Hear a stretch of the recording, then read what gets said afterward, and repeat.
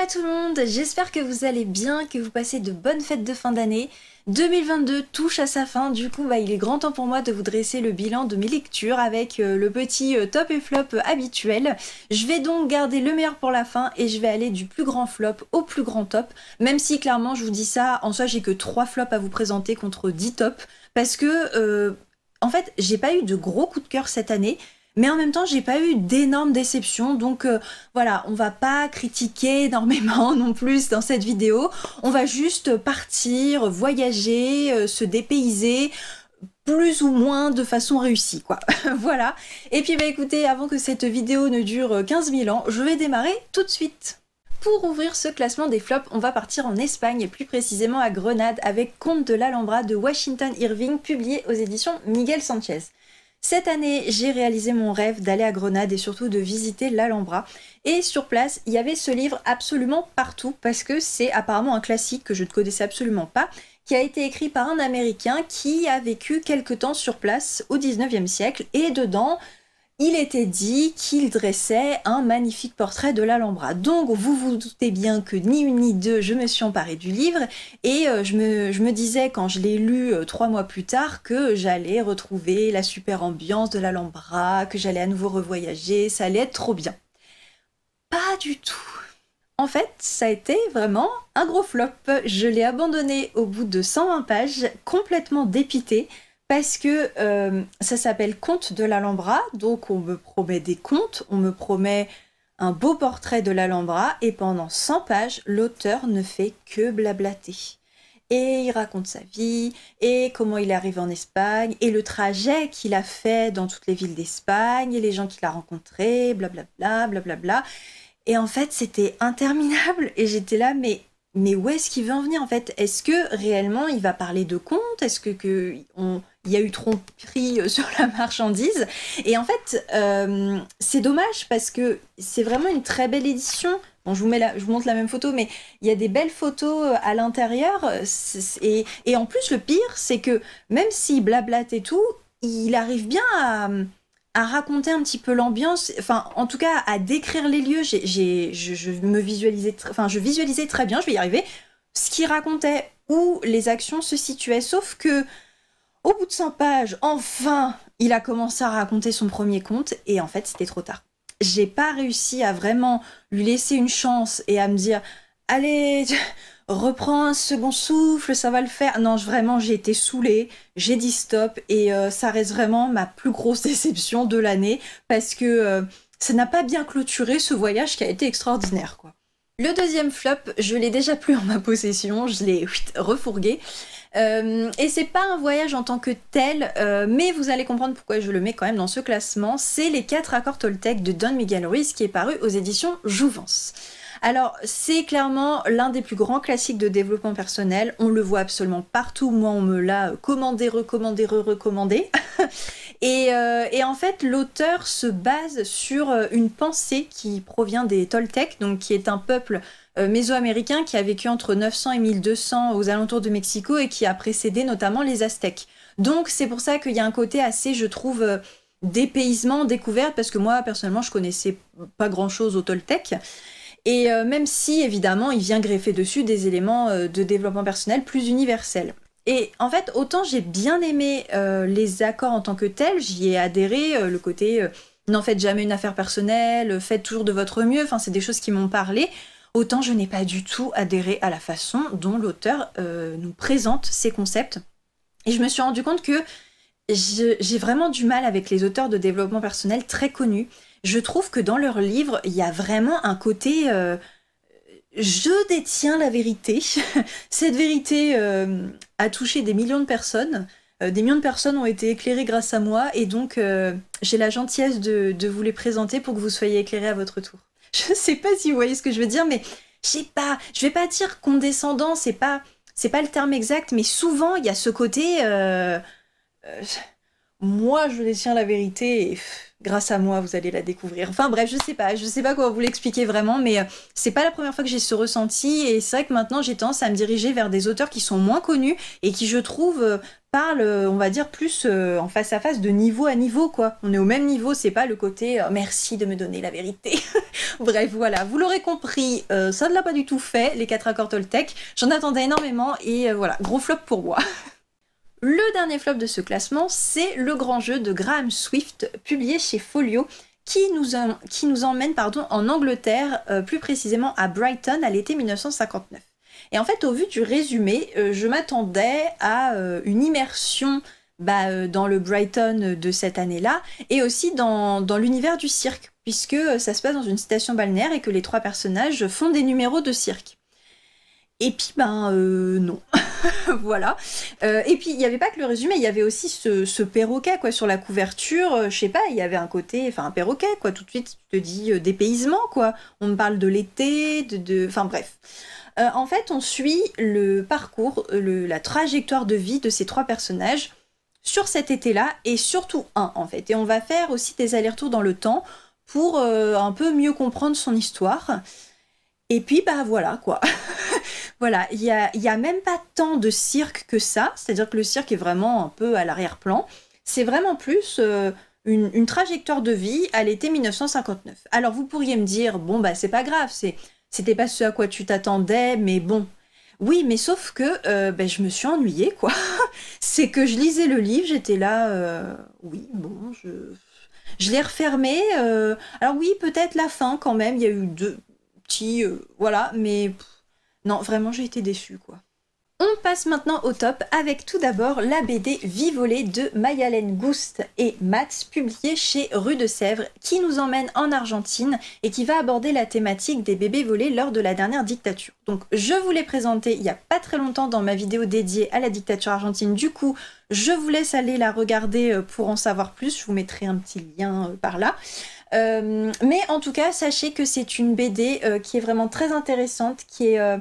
très lumineuse en fait dans les dessins, malgré la thématique assez dure qui est abordée, et qui pose en fait vraiment les bases pour les personnes qui ne connaîtraient absolument pas du tout de ce dont je suis en train de parler et qui voudraient en savoir plus. Donc vraiment, je vous la recommande vivement. On reste dans les sujets historiques et dans les illustrés, et on part au Japon avec le manga La fillette au drapeau blanc de Saya Miyoshi, publié aux éditions Akata, qui va nous raconter l'histoire vraie de la petite Tomiko Iga, qui a été connue pour avoir été prise en photo pendant la Seconde Guerre mondiale, portant un drapeau blanc en train d'avancer vers les Américains. Et donc ce manga, il va nous raconter son quotidien pendant l'année 1945, au moment où les bombardements ont commencé à Okinawa, là où elle habitait. Et ça nous apprend vraiment des choses, en tout cas que moi je ne connaissais pas, notamment la façon dont les Japonais ont tenté de survivre dans cette partie du pays, notamment en partant habiter dans des grottes. Il y a toute une partie thématique un peu sur ça qui m'a vraiment beaucoup intéressée. J'ai vraiment appris des choses en fait en lisant ce manga. Après évidemment ça reste assez triste, assez émouvant. Mais voilà, si vous vous intéressez à l'histoire, notamment à la Seconde Guerre mondiale, je pense que c'est un manga qui peut aussi vous intéresser. On change maintenant totalement de thème, d'endroit, et on va parler pirates avec le 3e tome des aventures de Yann Kervadec, Le vent des soupirs de Jean-Marie Quéméner, publié chez Pocket. Donc, clairement c'est le dernier tome, et les 2 autres, en fait vous pouvez les lire séparément, mais c'est vrai que c'est toujours bien quand même de les lire dans l'ordre. Et à chaque fois, si vous voulez, on va partir de la Bretagne et on va se retrouver dans les Antilles. Donc là, dans celui-là, on fait la Louisiane, le Brésil et la République dominicaine. Et à chaque fois, il y a tout un tas d'aventures. C'est vraiment une trilogie qui nous permet de nous évader. À la fois, c'est bien écrit. Il y a plein de petites touches historiques et culturelles très intéressantes sur la piraterie, sur la vie dans les Antilles à cette époque-là. Les personnages sont très attachants. Il y a quelques personnages historiques également de la piraterie. Voilà, moi c'est vraiment une trilogie que j'ai adorée. Certes, c'est écrit de façon un petit peu historique, c'est-à-dire qu'il faut vraiment, je pense, aimer quand même un peu les romans historiques pour y adhérer. Mais voilà, si vous avez envie d'évasion, de voyage, foncez. Direction maintenant le Grand Nord au Canada avec un classique qu'on ne présente plus, Cro-Blanc de Jack London. Donc moi j'ai les éditions Pocket, mais bon, clairement comme tous les classiques, vous pouvez le trouver dans toutes les éditions que vous voulez. Bon, Je vous le présente quand même hein, pour ceux qui ne connaîtraient pas trop, parce que c'est vrai qu'on le confond souvent avec l'Appel de la forêt. Et moi, personnellement, je l'avais lu au collège et je ne me souvenais plus en fait lequel des deux j'avais lu parce que je trouve que ça se ressemble un petit peu. Dans celui-là, on va suivre la vie de Cro-Blanc. Avant même sa naissance, en fait, on va partir de ses parents. Puis il va y avoir sa naissance, ses premiers pas dans les grandes étendues de neige, c'est sa rencontre avec les hommes, ses différents maîtres. Et à chaque fois, en fait, il y a beaucoup de dureté, d'animalité, il y a aussi de la cruauté. C'est clairement la loi du plus fort, peu importe où il se trouve. Et pour autant, je trouve qu'il y a toujours une petite lueur d'espoir. On espère toujours quand même quelque chose pour lui. Et j'ai adoré redécouvrir La Plume de Jack London avec... voilà, c'est clairement un petit livre. Et je ne peux que vous inviter à vous lancer si vous hésitez. C'est clairement des paysans. Comme je vous le dis, c'est dur. Voilà, là, c'est pas le monde des bisounours. Mais franchement, c'était super. J'ai fait un très beau voyage. On reste dans la thématique du froid avec La Félicité du loup de Paolo Cognetti, publié chez Stock. On suit dedans les trajectoires d'un homme et d'une femme qui se rencontrent tout d'abord dans un chalet en altitude, dans la montagne, et qui vont se retrouver quelques mois plus tard, à nouveau, cette fois dans l'un des plus hauts cols d'Italie. Et à chaque fois, on va être avec eux, tout là-haut, dans le silence de la montagne, avec cette immensité à perte de vue finalement, et on va être dans leurs pensées, leurs questionnements, et on va également suivre finalement tout un tas de personnages secondaires qui vont permettre un petit peu de mettre en avant les différents profils, les différentes professions qu'on peut trouver en haute montagne. Et pareil, c'est un livre assez court, mais wow, qui apporte vraiment un grand bol d'air frais, qui permet je trouve, d'en apprendre un petit peu plus sur le côté haute montagne. Je ne suis jamais montée personnellement. et voilà, c'était très dépaysant, j'ai adoré. On part maintenant dans la chaleur du Cameroun avec Les Impatientes de Djaïli Amadou Amal, publié chez J'ai lu, et qui est d'ailleurs le prix Goncourt des lycéens, je ne sais plus quelle année, peut-être 2020. Je vous l'ai présenté dans une vidéo également il n'y a pas longtemps, donc pareil, je vous laisse le lien quelque part par là si vous voulez en savoir plus. En tout cas, on suit 3 femmes qui sont mariées de force et leur parcours permet d'en apprendre plus sur les traditions qui sont toujours très présentes dans certaines familles au Sahel. Et c'est un livre qui ne laisse clairement pas indifférent, qui bouscule bien comme il faut, mais qui est clairement nécessaire. Sur la 3e marche du podium de mes tops de 2022, j'ai mis Plus loin que l'hiver d'Isabelle Allende. Donc moi là j'ai l'édition espagnole chez Des Bolsillos, mais il est paru en français au livre de poche. Dedans, on va arriver en pleine tempête de neige à New York et on va suivre 3 personnages, un homme, une femme et une jeune femme, qui vont être contraints de cohabiter pour effectuer une mission, sur laquelle je ne vous dis rien de plus pour pas vous spoiler. Et en fait, au fur et à mesure que l'histoire avance, on va retourner dans le passé de chacun avec des flashbacks pour comprendre comment chacun en est arrivé à effectuer cette mission. Clairement, ce livre n'est pas parfait, il y a des longueurs, vers la fin... Je commençais un peu à... bon, mais le destin des 2 femmes m'a vraiment, je sais pas, bouleversée. J'ai vraiment été prise dedans. On va suivre à travers elles deux, d'un côté l'histoire du Chili, de l'autre ce que vivent les latino-américains qui essayent, donc qui traversent l'Amérique latine et qui essayent d'arriver aux États-Unis. Ça m'a vraiment pris aux tripes. Je sais pas, j'ai été assez bouleversée en fait par ces 2 destinées. Et je voulais vraiment savoir en fait tout ce qui s'était passé. Et c'est vrai que ce que ça a provoqué, ça a permis de contrebalancer les quelques longueurs qu'il pouvait y avoir et qui a fait qu'au final j'ai refermé le livre wow, en ayant vraiment l'impression d'avoir lu une belle histoire. À la 2e place de ce classement, j'ai mis le tome 2 des Déracinés, l'américaine de Catherine Bardon, publiée à nouveau chez Pocket. Les Déracinés, c'est une grande saga familiale en 4 tomes, il me semble. Dont le tome 1 a été un véritable coup de cœur pour moi l'année dernière. En fait, on y suit un couple juif autrichien qui est contraint de fuir le nazisme au moment de la Seconde Guerre mondiale. Et donc, on va aller de l'Autriche à la République dominicaine en passant par le Portugal et les États-Unis.